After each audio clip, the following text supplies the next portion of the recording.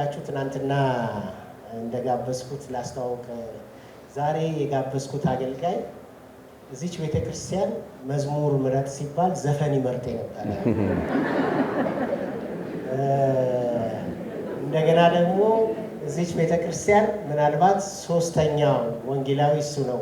አባባ ኪዳሞ ከወንጌላዊ ሽመልስ ቀጥሎ ወንጌላዊ የሆነው ሶስተኛ ደረጃ እትዬ ቀለምም አሉ። አንድ ላይ ነው ከእትዬ ቀለም ጋር እና በጣም ረጅም ዘመን እዚች ቤተክርስቲያን ያገለገለ ዘፈን ይመርጥ የነበረ የወንጌል ሰባኪ ጌታ ያደረገው እኔ ደግሞ ምናልባት ከ45 ዓመት በላይ በጣም ጓደኛዬ ወዳጄ ፓስተር ሽፈራው ነው። እንኳን ደህና መጣህ ብለን ጋብዘዋል።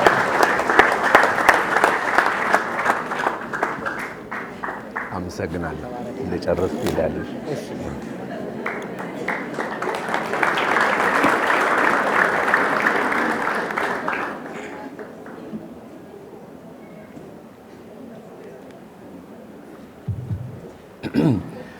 እንደምን ዋላችሁ? እግዚአብሔር አምላክ ስሙ የተባረከ ይሁን። በእንደዚህ አይነት ሁኔታ ከፍተኛ የጸሎት ተጋድሎ ከሚያደርጉ ወገኖች ጋር አብሬ ለማገልገል በመቻሌ እግዚአብሔርን እጅግ በጣም አድርጌ አመሰግናለሁ። ወንድሜ ቄስ ሳሚ እንደተናገረው እኔ ዘፈን እመርጣለሁ፣ እሱ የፖለቲካ ደግሞ ድርጅት አባል ነበረ። በዚህም ይሁን በዚያ እግዚአብሔር ሰዎችን እንዴት እንደሚጠራ ያውቃል እና ጌታን ስቀበል እዚች አካባቢ ነበር የተቀመጥኩት እና በግሩፕ ጓደኞቼም አብረውኝ ነበሩ። እኔ የቡድኑ ወይም የሰፈሩ አለቃ ነበርኩኝ እና የያፓ አባላት የሆኑ ታላላቅ ወንድሞቻችን ወደዚህ መተን እንድንረብሽ ነበረ ይልኩን የነበረው እና እንድንረብሽ ሲልኩን መዝሙር ሲዘመር እኛ እንዘፍናለን፣ ጸሎት ሲደረግ የሚጸልዩትን እንኮራኮማለን፣ ብዙ የማያስፈልጉ ነገሮች እናደርጋለን እና በዛ ጊዜ መዝሙር ምረጡ ነበር የሚባለው። እንዳሁኑ የአምልኮ መሪዎች ወጥተው የራሳቸውን የተሰማቸውን መዝሙር አያዘምሩም ነበር። ስለዚህ ፕሮግራም መሪ ወጥቶ እስኪ አዝማች ምርጫ ያላችሁ ሲባል ሁሉም እጁን ያወጣል። እቺ ቦታ አልነበረችም፣ በኋላ ነው የተሰራችው። እኛ እጃችንን እናወጣለን፣ እዛ ፎቅ ላይ እንቀመጣለን፣ እዚህ ውስጥ ተሰበጣጥረን እንቀመጣለን። እጃችንን ስናወጣ ፕሮግራም መሪው መዝሙር የምንመርጥ መስሎት አንተ እዛ ጋ ሲል አንዱ የሻረጊቱ ይላል፣ ሌላው ትዝታ ይላል፣ ሌላው ሌላ ይላል። እኔ አስታውሳለሁ ሰፈራችን በጣም የምንጨፍርበት ዘፈን ነበረ፣ ጀነነው የሚባል የወላይትኛ ዘፈን። እሱን እንደመረጥኩ አስታውሳለሁ።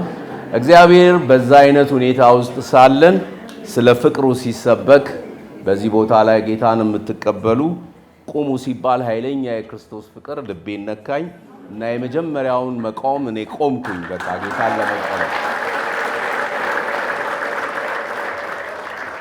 እና እኔ ስቆም ጓደኞቼ ያው አድማ መሪ ስለነበርኩ ለመረበሽ የቆምኩ መስሏቸው እነሱም አብረውኝ ቆሙ እና ወደፊት ኑ ሲባል እኔ ወደፊት መጣው፣ እነሱ እዛው ተቀመጡ እና በደንብ ስለ ጌታ ተጸልዮልን ምክር ተቀብለን ወደ ሰፈሬ ሲሄድ ጓደኞቼ እርግጥ እንደው አምነህበት ነው ነገሩን ወይንስ ልትቀልድባቸው ነው ብቻን ወደፊት ሄድከው አሉኝ። አይ የምር ነው፣ ከዚህ በኋላ ህይወቴ ተለውጧል፣ እንደ ቀድሞ መሆን አልችልም፣ ጌታ ወደ ልቤ ገብቷል እና ይህንን እውነት እናንተም እንድትቀበሉ ፈልጋለሁ ብዬ የወንጌል አገልግሎትን የጀመርኩት ጌታን የተቀበልኩ ቀን ነው እና እግዚአብሔርን አመሰግናለሁ። አንዳንዶቹ አብረውኝ መጡ፣ አንዳንዶቹ እዚህ ቀሩ፣ አንዳንዶቹ ደግሞ ወደ ኋላ ተመለሱ። ይህንን ሁሉ የሚያናዝዘኝ ቄስ ሳሚ ዘፈን መራጭ ነበረ ብሎ ስለተናገረ ነው ይህን ሁሉ ምስክርነት የሰጠሁት። እግዚአብሔር አምላክ እችን ቤተ ክርስቲያን በእውነት ባርኳል። እግዚአብሔርን እጅግ በጣም አድርጌ አመሰግናለሁ። በዚህ መድረክ ላይ ያገለግሉ የነበሩ በመላው ዓለም የተበተኑ ታዋቂ ዘማሪዎች፣ ታዋቂ ሰባኪዎች ብዙ ናቸው። በእውነት እችን ቤተ ክርስቲያን በዚህ በመርካቶ አካባቢ እንድትመሰረት እግዚአብሔር ያደረገው እኛንና መሰሎቻችንን ለፍቅሩ ለማረክ ስለፈለገ እንደሆነ አስባለሁ። ስለዚህ ቤተ ክርስቲያኒቷን ምንም እንኳን ነሐሴ 23 በሚከበረው በዓል ላይ ብንገኝም እንኳን አደረሳችሁ ለማለት እወዳለሁ። እግዚአብሔር የተመሰገነ ይሁን። ይህ የጸሎት አገልግሎት ከተጀመረበት ጊዜ ጀምሮ በእውነት አውቃለሁ እና እግዚአብሔርን አመሰግናለሁ። በዚህ የጸሎት አገልግሎት እኔ ተገልግያለሁ። አገለገልኩ ከምለው ይልቅ የተገለገልኩት አገልግሎት ይበልጣል እና እግዚአብሔርን አመሰግናለሁ። አንዳንድ በጣም ከባድ እና አስቸጋሪ ነገሮች ሲገጥመኝ ለቄስ ሳሚ ጸልዩልኝ ብዬ ነግረዋለሁ። እሱም ወደ እናንተ ያስተላልፋል። ብዙ ታላላቅ ነገሮች በሕይወቴ ሆኗል። እግዚአብሔርን ስለዚች የጸሎት አገልግሎት ከልቤ አመሰግናለሁ። አሁን ደግሞ በቅርብ በጣም ድንቅ ቦታ እንዳገኛችሁ አይቻለሁ። ይህንን ሁሉ ያደረገው ጌታ ነው። የጻድቃን መንገድ የእግዚአብሔር ቃል እንደሚናገር የጻድቃን መንገድ እንደ ንጋት ብርሃን ነው። ሙሉ ቀን እስኪሆን ድረስ የጨመረ ይበራል። አሁንም ይጨምርላችሁ። እግዚአብሔር የተመሰገነ ይሁን። በዚህ ክፍለ ጊዜ ከጌታ ጋር ቃል አብረን የምንካፈለው በጣም አጠር ላለ ጊዜ ዮሐንስ ወንጌል ምዕራፍ 21 መጽሐፍ ቅዱስ የያዛችሁ ከቁጥር 19 እስከ ቁጥር 25 ድረስ ያለውን ክፍል አነባለሁ።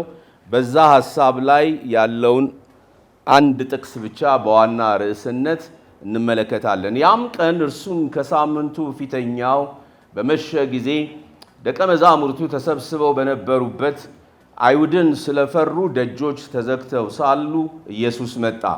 በመካከላቸውም ቆሞ ሰላም ለእናንተ ይሁን አላቸው። ይህንንም ብሎ እጆቹንም ጎኑንም አሳያቸው። ደቀ መዛሙርቱም ጌታን ባዩ ጊዜ ደስ አላቸው። ኢየሱስም ዳግመኛ ሰላም ለእናንተ ይሁን፣ አብ እንደላከኝ እኔ ደግሞ እልካችኋለሁ አላቸው። ይህንንም ብሎ እፍ አለባቸውና መንፈስ ቅዱስን ተቀበሉ። ኃጢአታቸውን ይቅር ያላችኋቸው ሁሉ ይቀርላቸዋል፣ የያዛችሁባቸውም ተይዞባቸዋል አላቸው። ነገር ግን ከ12ቱ አንዱ ዲዲሞስ የሚሉት ቶማስ ኢየሱስ በመጣ ጊዜ ከእነርሱ ጋር አልነበረም። ሌሎቹም ደቀ መዛሙርት ጌታን አይተነዋል አሉት። እርሱ ግን የችንካሩን ምልክት በእጆቹ ካላየው ጣቴንም በችንካሩ ምልክት ካላገባው እጄንም በጎኑ ካላገባው አላምንም አላቸው። ቁጥር 26 ከ8 ቀን በኋላም ደቀ መዛሙርቱ ደግመው በውስጥ ነበሩ። ቶማስም ከእነርሱ ጋር ነበረ። ደጆች ተዘግተው ሳሉ ኢየሱስ መጣ። 2 ጊዜ የተጻፈው ቃል የመልእክት ርዕስ ነው። ደጆች ተዘግተው ሳሉ ኢየሱስ መጣ። እንጸልይ። ቅዱስ አባት እግዚአብሔር ይህንን ሰዓትና ጊዜ የሰጠህን አንተ ነህ። ነፍሳችን በቃል ትረስርስ። እግዚአብሔር ሆይ በፊት የጸለይናቸው ጸሎቶች በሙሉ እንደተሰሙልን እናምናለን። አሁንም በቃል ወደኛ እንደምትመጣ እናምናለን። ደጅ ሲዘጋ ትመጣለህ፣ ደጅም ተከፍቶ ሳለ ትመጣለህ። እባክህን አለን በኢየሱስ ክርስቶስ ስም አሜን። ከበር ውጪ ቆማችሁ በር ተዘግቶባችሁ ያውቃል? እኔ ብዙ ጊዜ ተዘግቶብኛል። ለምሳሌ አውቶቡስ ለመያዝ አውቶቡስ ስቴሽን አውቶቡስ ጣቢያ ቆሜ አንድ አውቶቡስ የሚይዛት አውቶቡስ ትመጣለች። አውቶቡስ ውስጥ ያሉት ሰዎች ሙሉ ሰዎች ናቸው። ከዛ በኋላ የቆምነው አንዳንዶቻችን እዛው የቆምንበት ቦታ ላይ ሆነን በሩን እናንኳኳለን እንዲከፍቱልን ማለት ነው። ሙሉ ስለሆነ ሾፌሩ ትቶን ይሄዳል። ብናንኳኳ ብንከተል በፍጹም አይከፍቱልንም እና ብዙ ጊዜ አዝኛለሁ። የአውቶቡስ ደጅ ተዘግቶብኝ፣ የአውቶቡስ ደጅ ብቻ አይደለም የአውሮፕላንም ደጅ ተዘግቶብኛል። ብዙ ጊዜ በእኔ ምክንያት ሳይሆን በተለያዩ ሰዎች ምክንያት ያዘገዩኝና ደግሞ የዚህ አይሮፕላን ጉዳይ ምንም ጥርጥር የለውም ወይም እከሌ የመጣ ነው እንጠብቀው አይባልም። ትተዋችሁ ነው የሚሄዱት። በእኔ ምክንያት ሳይሆን በሰዎች ምክንያት በተለያዩ መዘግየቶች ምክንያት አውሮፕላን በሩ ላይ ደርሼ ተዘግቶብኛል። አውቶቡስ ተዘግቶብኛል፣ አውሮፕላን ተዘግቶብኛል፣ የገዛ ቤቴም ተዘግቶብኛል።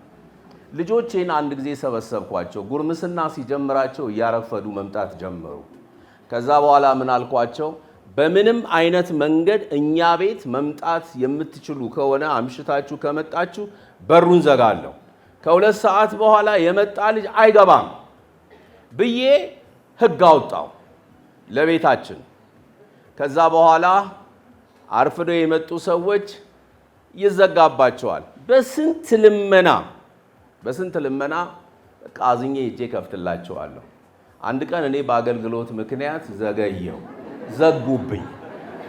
እኔ ላይ ብቻ ሳይሆን እነሱም ዘጉብኝ እና ውጭ ሆኜ መለመን ነበረብኝ። እባካችሁ እከሊት እባክሽ እከሌ እባክህ እያልኩ መለመን ጀመርኩኝ። ይስቃሉ እነሱ ከውስጥ ሆነው።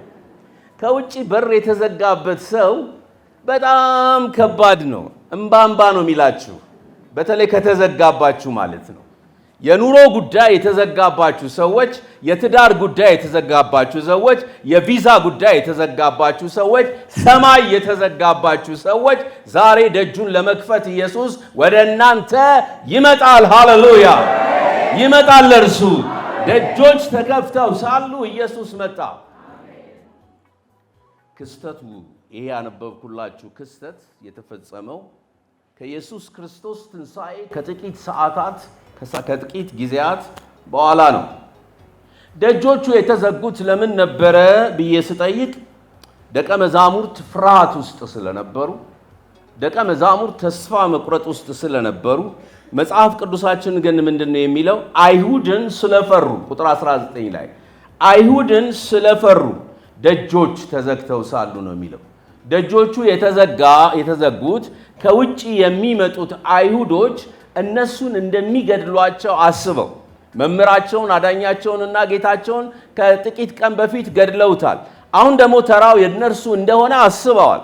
ስለዚህ ያላቸው ዕጣ ፈንታ ያላቸው እድል ደጆችን ከርችሞ መዝጋት ነው። መሪያቸው ሞቷል፣ መምህራቸው ሞቷል። ከዚህ በኋላ ተስፋ የለም። ነገ ደግሞ እነርሱ ሊሞቱ ነው። ስለዚህ ምንድነው ያላቸው የመጨረሻ ተስፋ? ደጃቸውን መዝጋት ነው። እኛም የምናደርገው ልክ እንደ ደቀ መዛሙርት ነው። ፍርሃት ሲገጥመን፣ ተስፋ መቁረጥ ሲገጥመን፣ ዲፕሬሽን ውስጥ ስንገባ፣ ድባቴ ውስጥ ስንገባ ከሚገጥመን ጭንቀት የተነሳ ማንም ወደኛ እንዲመጣ አንፈልግም። ከዚህ የተነሳ በተቻለን መጠን የልባችንን በሮች እንዘጋለን፣ ክርችም አድርገን እንዘጋለን። የእግዚአብሔርን ቃል መስማት አንፈልግም፣ መጸለይ አንፈልግም፣ ምክር መቀበል አንፈልግም፣ ወደ ቤተ ክርስቲያን መሄድ አንፈልግም። እንዘጋዋለን በራችንን።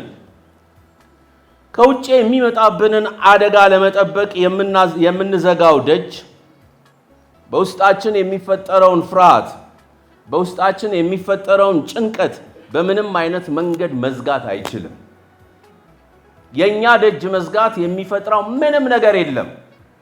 ደጁን ለመክፈት የልባችንን ደጆች ለመክፈት እስካልተዘጋጀን ድረስ በሕይወታችን የሚከሰት ምንም አይነት ነገር የለም። ምንም ነገር አልሰማም፣ ምንም ከምንም ነገር አልጠብቅም ብላችሁ አይምሯችሁንና ልባችሁን ዘግታችሁ ያላችሁ ሰዎች ከፍርሃት የተነሳ ከጭንቀት የተነሳ ቀጣዩ የህይወት ዕጣ ፈንታችን ምን እንደሚሆን ካለማወቃችን የተነሳ ፈርተን ላለን ሰዎች ቅዱሱን የእግዚአብሔርን ቃል እሰጣችኋለሁ። ሁለተኛ ጢሞቴዎስ ምዕራፍ 1 ቁጥር 8 ላይ እንደዚህ ነው የሚለው የእግዚአብሔር ቃል፣ እግዚአብሔር የኃይል ራስን የመግዛት የፍቅር መንፈስን ሰጠን እንጂ የፍርሃትን መንፈስ አልሰጠንም ይላል። ይህንን ጥቅስ ስመለከት የገባኝ አንድ ነገር ቢኖር ፍርሃት መንፈስ ነው፣ አይታይም። ነገር ግን እኔንና እናንተን የመቆጣጠር ኃይል አለው።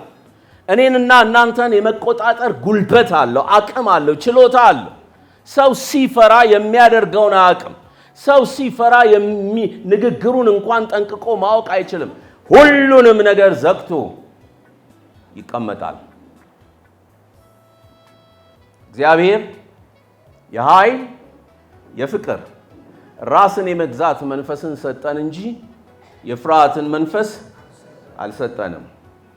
የፍርሃት መንፈስ ሸቧቸው ማታ መተኛት የማይችሉ ብዙ ሰዎች አሉ። የቤታቸውን ኮርኒስ እየቆጠሩ የሚያድሩ ብዙ ሰዎች አሉ። ፍርሃት ኃይለኛ ነገር ነው። ፍርሃት እንቅልፍን ያሳጣል። የእንቅልፍ መድኃኒት እንኳን ሰዎች ወስደው ከከበባቸው ፍርሃት የተነሳ መተኛት የማይችሉ ሰዎች አሉ። የአንዳንድ ሰው ደግሞ ፍርሃት ባለ ነገር ላይ ብቻ ሳይሆን በሌለም ነገር ላይ የሚፈራ ሰው አለ። ሆስፒታል ሄዳችሁ ወይም ሳትሄዱ እዚህ ጋር እንዲያው ጎኔን ይወጋኛል ካላችሁ አንዳንድ ሰው ይህንን የሰማ ጎኑን ይወጋዋል። ምንም እኮ የለም፣ ምንም የታመመው ነገር የለም፣ ግን እንዲሁ ይወጋዋል። አባታችን ጋሽ ኬዳሞ የተናገሩትን ምስክርነት አስታውሳለሁ። ገጠር እያለን አንድ ቀን አንድ ሰው ወደ ቤቴ መጣና ኬዳሞ አለኝ። አቤት። አንተ ብትሞት ሚስት ምን ትሆናለች አለኝ። አንተ ብትሞት ልጆች ምን ይሆናሉ አለኝ። ቡና አፈላውለትና ቡና ጠጥቶ ሄደ። እሱ ይሄድ እንጂ እኔ ውስጥ ያስቀመጠው ነገር ከኔ መሄድ አልቻለም። እሱ ከሄደ በኋላ እኔ በሞት ምን ሆናለሁ፣ ሚስቴ ምን ትሆናለች፣ ልጆቼ ምን ይሆናሉ እያልኩ 3 ወር ተሰቃየዋሉና የሚገርማችሁ ነገር በዛ ጊዜ ሚስትም አላገባው ልጆችም አልወለድኩ። እንዲሁ በባዶ ሜዳ። አንዳንድ ሰው እንደዛ ነው። በቃ ምንም እኮ የለም፣ ምንም ነገር የለም። እንዲሁ ይፈራል። እንዲህ ቢሆንስ፣ እንዲያ ቢሆንስ? ሰማይንና ምድርን የፈጠረው የሰራዊት ጌታ እግዚአብሔር እርሱ ሰማይንና ምድርን ቀጥ አድርጎ እንደያዘ ሁሉ ያንተና ያንቺን ነገር መያዝ አያቅተውም። ክብር ለስሙ ይሆን። አያቅተውም። ለሰው የሚያቅት ብዙ ነገር ሊኖር ይችላል። ለእግዚአብሔር ግን የሚያቅተው ነገር የለውም።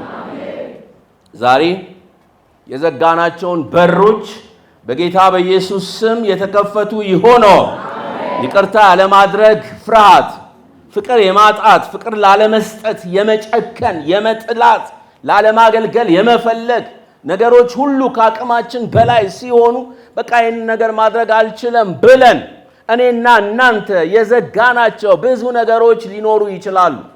ዛሬ አረጋግጥላችኋለሁ የዳዊት መክፈቻ ያለው የናዝሬቱ ኢየሱስ እርሱ ከዘጋ የሚከፍት የለም። እርሱ ከከፈተ የሚዘጋ የለም። ኃይል በእጁ ነው። ዛሬ እርሱ ይምጣና የተከረቸመውን ልባችንን በሮች ይክፈተው። የተዘጋን ደጅ የሚከፍተው ጌታ ኢየሱስ ብቻ ነው። ጌታ ኢየሱስ ክርስቶስ ደቀ መዛሙርት ደጁን ዘግተው ፈርተው በተቀመጡበት ስፍራ ቀጥ ብሎ መካከላቸው ነው የገባው። ቢያንኳኳ ኖሮ ምን ሊሆን ይችላል ብላችሁ አስባችኋል? ደጃቸውን ዘግተዋል። እነሱ ከውስጥ ነው ያሉት ብሎ ቢያንኳኳ አይሁድ የመጡ መስሏቸው አንዳንዶቹ አልጋ ስር፣ አንዳንዶቹ ኪችን ካለ ኪችን ውስጥ፣ አንዳንዶቹ ጠረጴዛ ስር፣ አንዳንዶቹ ምናልባት ሊነደል የሚችል ጣራ ካለ ጣራውን ነድለው ነው የሚሄዱት። አላንኳኳ። ለምን እንደሆነ ታውቃላችሁ? የሰውን ልብ ጠንቅቆ ያውቃል። ስለዚህ አላንኳኳም። ሳያንኳኳ በመካከላቸው ቆመ። የተዘጋን በር ሳይከፍት መግባት የሱ የተአምራት ጌታ መሆኑን ያሳያል። የተፈጥሮ አካሄድን ብቻ አይጠቀምም።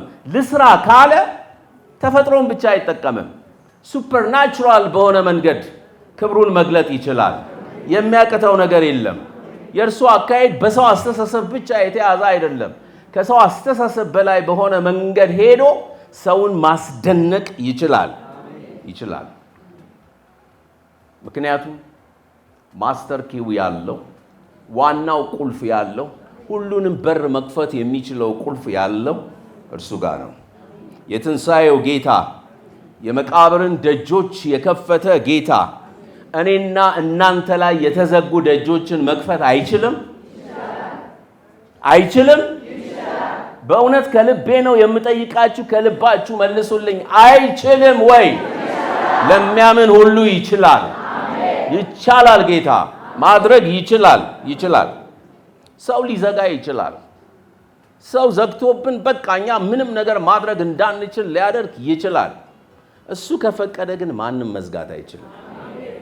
እቺ ቤተ ክርስቲያን ወደ ኋላ ልመልሳችሁና ብዙ ጊዜ ከመንግስት አካላት ቤተ ክርስቲያኒቷን ለመዝጋት ብዙ ጊዜ ሙከራ ተደርጓል።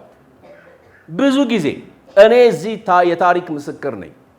እንዲያውም ሰዎች ሲገቡ የመጽሐፍ ቅዱስ ጥቅስ አንብበው እንዳይገቡ ለማድረግ በግራና በቀኝ 2 መፈክሮች ተጽፈው ነበረ። አንዱ ርካሽ ባህሎችን እንዋጋለን የሚል ነው። እኛን እኮ ነው ርካሽ የሚያደርጉን። እኛ በክርስቶስ ኢየሱስ ደም የታጠብን የተቀደስን ሰዎች ነን እንጂ ርካሾች አይደለንም። እኛ ያንን ተመልክተን ዲስአፖይንትድ እንድናደርግ እንዳንመጣ ለማድረግ ነው ያንን የጻፉት። ሁለተኛ በዚህ በኩል ደግሞ የጻፉት ከሁሉም በላይ አብዮቱ የሚል ነው። እግዚአብሔርን ሲገዳደሩ ነው ያንን የጻፉት። ለሁለት ዓመታት ያህል ያንን ጥቅስ እያየን እንገባና ቤተ ክርስቲያኑ ጋር ደግሞ ገብተን ስንሄድ በየዓመቱ የተለያዩ ጥቅሶች ይጻፋሉ። የሚከፍት የሚዘጋ የሌለ ምናምን የሚል እዛ የተጻፈውን የሚያስረሳ ድንቅ ቃል እዚህ ይጻፍ ነበር።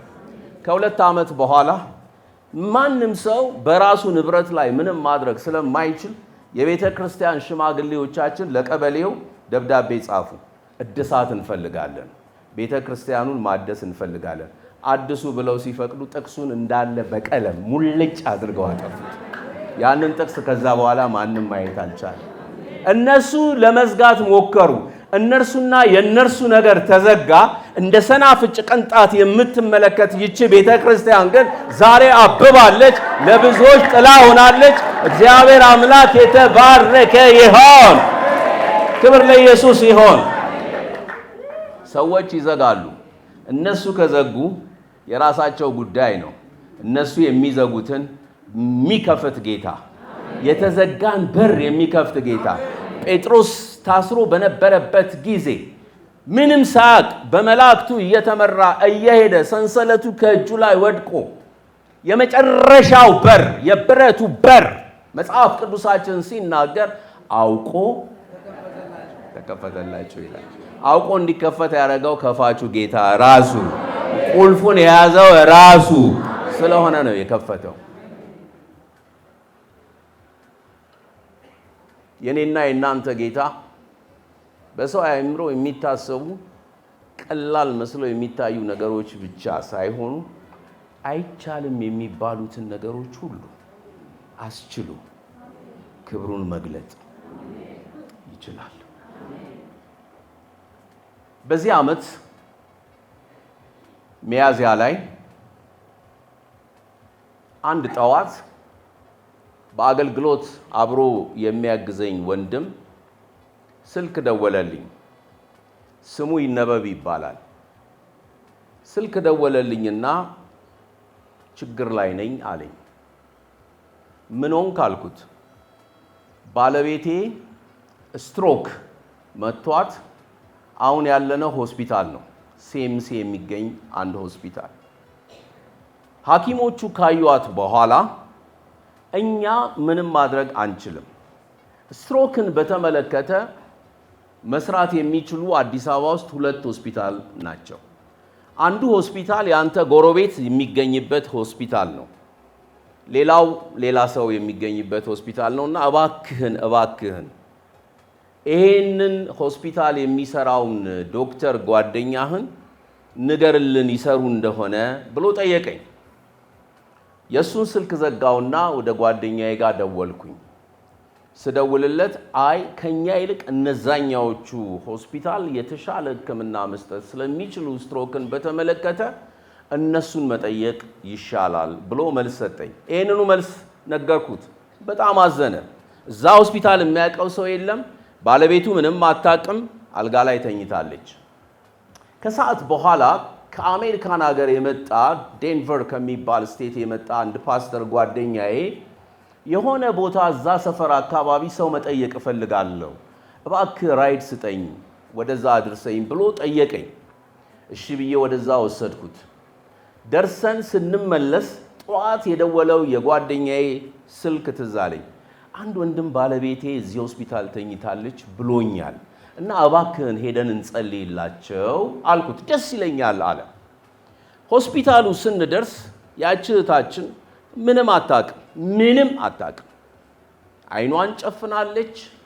ደሙ በአይምሯ ውስጥ አንጎሏ ውስጥ ፈሷል። ያን መጥረግ እነርሱ አልቻሉም። ምንም ነገር ማድረግ አልቻሉም። ልናደርግ የምንችለው ዋናውና ትልቁ ነገር ማስተር ኪውን በእጁ የያዘውን የናዝሬቱ ኢየሱስን እሱን መጥራት ነበረ። እጃችንን ጫልንና በኃይል ጸለይን። በእውነት ጌታ ኢየሱስ አንተ ትችላለህ፣ አንተ ትናንትናም ዛሬም ለዘላለምም ያው ነህ፣ የማትለወጥ ጌታ ነህ፣ ለእህታችን ድረስላት ብለን ጮህን። ጸሎታችንን ጨርሰን በጌታ በኢየሱስ ስም ስንል አይኗን ከፈተች። ወዲያውኑ እዛው የተቀመጠችበት የተኛችበት አልጋ ላይ ቁጭ አለች። ምንም ነገር አታውቅም። ዞር ዞር ብላ ሁላችንንም አየችን። ከዛ በኋላ ባለቤቷን ተደግፋ ወደ መጸዳጃ ቤት ሄደች። ዶክተሮቹ እኮ በቃ አልቋል፣ ምንም ነገር የሚሆን ነገር የለም፣ ውሰዱ ከዚህ ብለዋል። እኛ ጸልየን ሄድን። ልናረግ የምንችለው ነገር እሱን መጥራት ብቻ ነው። በሚቀጥለው ጠዋት ደወልኩኝ። እንዴት ነው ይነበብ አልኩት። የሚገርም ነገር ነው። ዶክተሮቹ እናንተ ጸልያችሁ ከሄዳችሁ በኋላ ቼክ አፕ አደረጓት፣ አዩት። ገርሟቸው ምንም ነገር የለም ወደ ቤቷ ውሰዷት ብለዋል አለኝ። ይሄ ጌታ ክብር ይገባዋል። ሃሌሉያ! የታምራት ጌታ፣ ደጆችን የሚከፍት ጌታ፣ ዘላለማዊ የሆነ ጌታ ክብር ያንስበታል እንጂ አይበዛበትም። ክብር ክብር ክብር ከዘላለም እስከ ዘላለም ድረስ ለእርሱ ብቻ ይሁን። ትናንትና ምሽት አንድ ስብሰባ ነበረንና ያ ወንድምን አገኘሁት እዛ ስብሰባ ላይ። ባለቤቱ ስሟ ትዕግስት ይባላል። ቲጂ እንዴት ናት ስለው አለኝ። ቲጂ እንዴት ናት ስለው ምን ሆነች? ታማ ነበረ እንዴ? በጣም ከመደነቁ የተነሳ የዛን ጊዜ የነበረውንም ስቃይ ረስቶታል። ጌታ መከራችንን እንደሚያልፍ ወንዝ ያስረሳል፣ ይሄዳል። ደጅ ሲከፈት ወንዙ እንደሚሄድ ይሄዳል። ክብር ለስሙ ይሆን። ደጆች ተዘግተው ሳሉ ኢየሱስ መጣ ይልና ቀጥሎ ያለውን ነገር እንድናስብ እፈልጋለሁ። በመካከላቸውም ቆሞ ይላል፣ ሰላም ለእናንተ ይሁን አላቸው። ሰላም ለእናንተ ይሁን አላቸው። ሰላም የሚለው ቃል በዕብራይስጥ ሻሎም ነው የሚባለው። እስኪ ሻሎም በሉ። ሻሎም ማለት ልክ ሰውን አግኝተን እንዴት ነህ ደህና ነህ ሰላም ነህ እንደምንለው ቀላል ቃል እንዳይመስላችሁ። አንድን ሰው ሻሎም ስትሉት የእግዚአብሔር ጸጋ፣ የእግዚአብሔር ክብር፣ የእግዚአብሔር በረከት፣ የእግዚአብሔር ብልጽግና፣ የእግዚአብሔር ጤንነት በአንተ ላይ ይሁን ማለት ነው። ስለዚህ አጠገባችሁ ያለውን ሰው ያዝ አድርጉትና ሻሎም በሉት። ሻሎም ቀላል ቃል አይደለም። ሻሎም የእግዚአብሔር ክብር፣ የእግዚአብሔር ባለጠግነት፣ የእግዚአብሔር ኃይል፣ የእግዚአብሔር ጸጋ ባንተ ባንቺ በሁላችንም ላይ ይሁን። በሩ ለተዘጋበት፣ ሕመም ላስጨነቀው፣ የሞት ፍርሃት ለነገሰበት፣ ጨለማ ተስፋ ላስቆረጠው፣ በነገሮች ሁሉ ግራ ለተጋባ መልሱ ምንድነው ብትሉኝ፣ ሻሎም ሰላም ነው። ሰላም ላንተ ይሁን ወንድሜ፣ ሰላም ላንቺ ይሁን እህቴ፣ ሰላም ለሁላችንም ይሁን።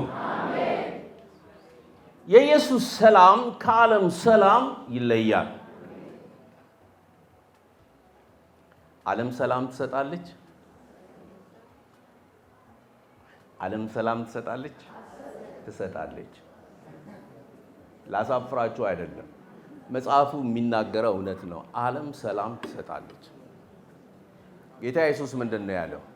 እኔ የምሰጣችሁ ሰላም ዓለም እንደሚሰጥ አይደለም ካለ ዓለም እኮ ሰላም ትሰጣለች ማለቱ ነው። ዓለም የምትሰጠው ሰላም ግን ጊዜያዊ ነው። ኢየሱስ የሚሰጠው ሰላም ግን ዘላለማዊ ነው። ልዩነቱ እሱ ነው።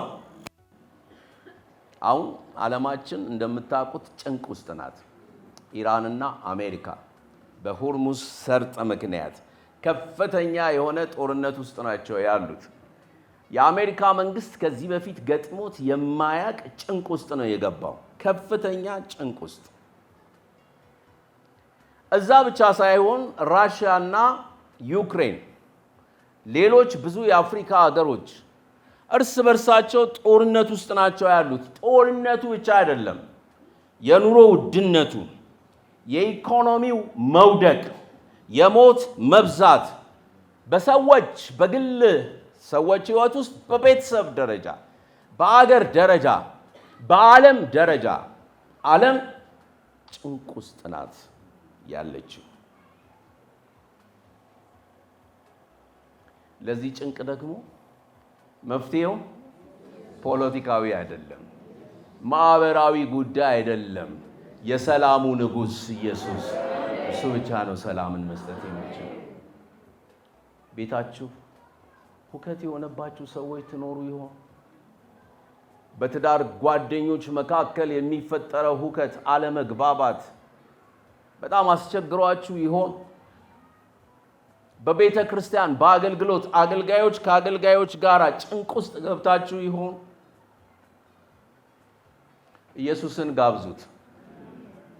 እርሱ ይመጣና መካከላቸው ቆሞ ለአይሁዶች ለደቀ መዛሙርት ሰላም ለእናንተ ይሁን እንዳለ ያንን የአዋጅ ቃል በሚገርምና በሚደንቅ ሁኔታ ውስጥ ለግል ሕይወታችሁ፣ ለቤተሰብ፣ ለጓደኛ፣ ለአገር፣ ለዓለም የሚደንቀውን ሻሎም እርሱ መስጠት ይችላል።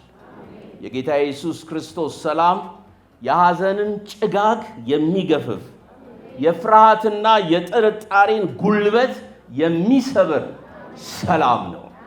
ሰላም ለእናንተ ይሆን። ይሄ ነው የሆነው። ከዛ በኋላ የተከሰተው ምንድን ነው? ደጆች ተዘግተው ኢየሱስ መጣ።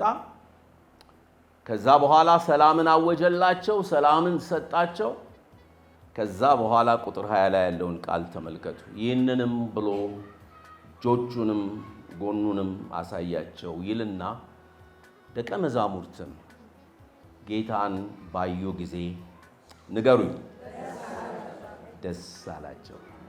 ደቀ መዛሙርትም ጌታን ባዩ ጊዜ ደስ አላቸው። እንዴት ይህን ቃል እንደምወደው!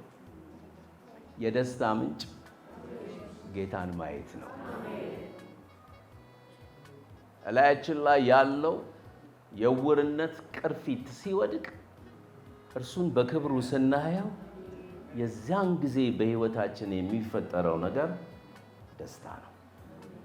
ደቀ መዛሙርትም ጌታን ባዩ ጊዜ ደስ አላቸው።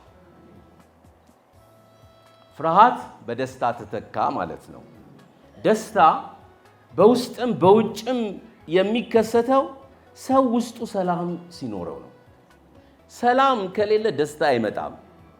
እርግጠኛ ሆኜ እነግራችኋለሁ፣ የደስታ ምንጭ ውስጣችን ሰላም ሲሞላ ነው።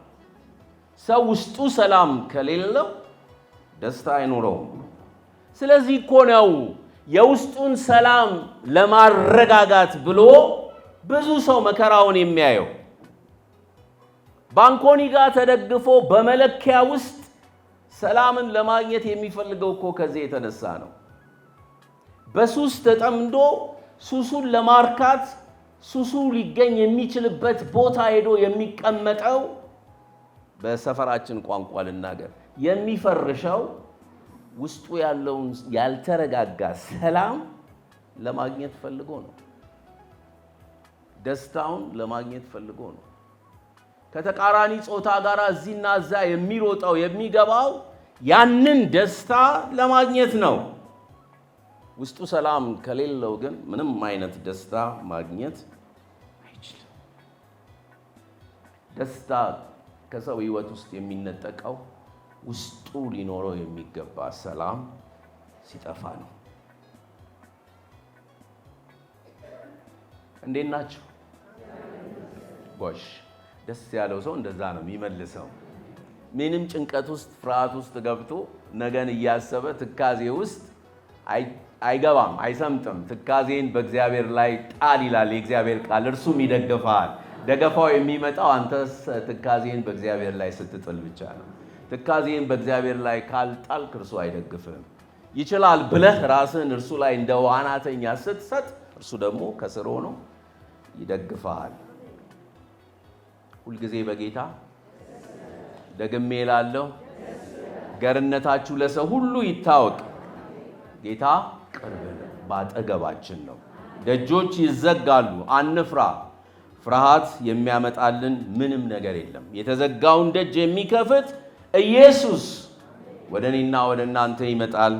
ሰላሙንና ደስታውን በሕይወታችን ያፈስልናል። ክብር ከዘላለም እስከ ዘላለም ድረስ ለእርሱ ብቻ ይሁን። እንጸልይ።